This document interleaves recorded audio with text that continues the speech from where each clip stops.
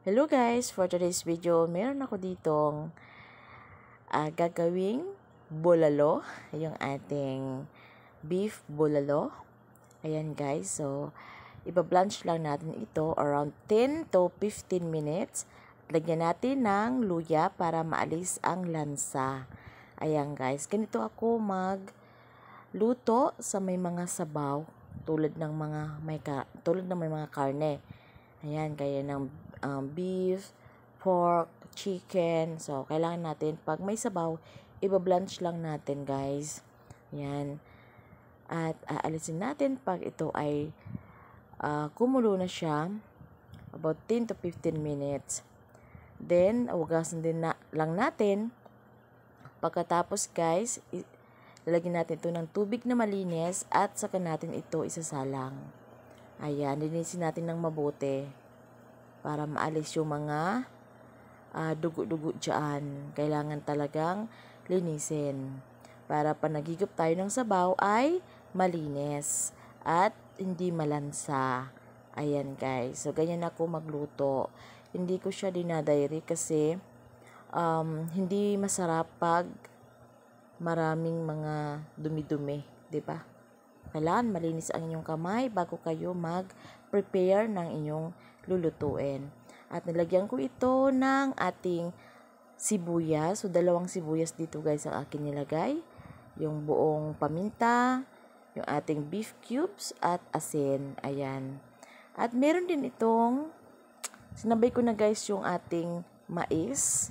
Ayan, para ito ay lumambot na rin.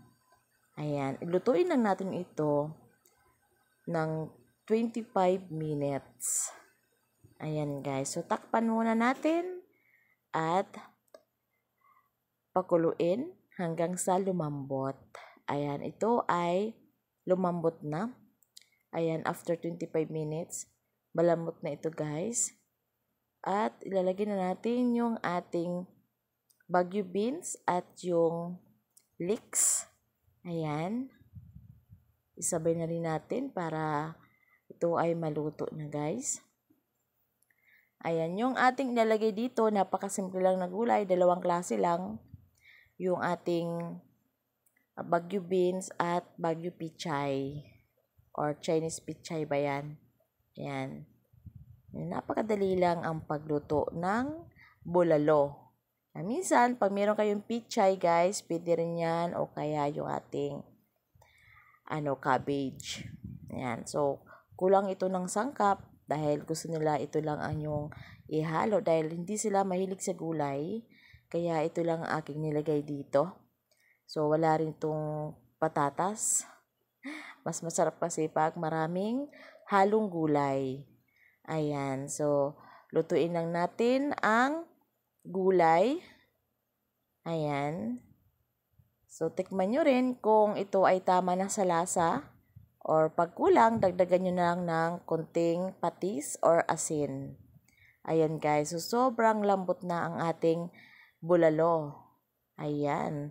Sabi nila, putok-batok daw. Pero hindi naman. Kasi, hindi naman ito yung taba talaga. Ayan, kunti lang ang kanyang oil. Kunti lang kanyang taba. Ayan, guys. Ayan. So, ito ay luto na. Tara, kain na tayo. Thank you for watching, guys. Let's eat!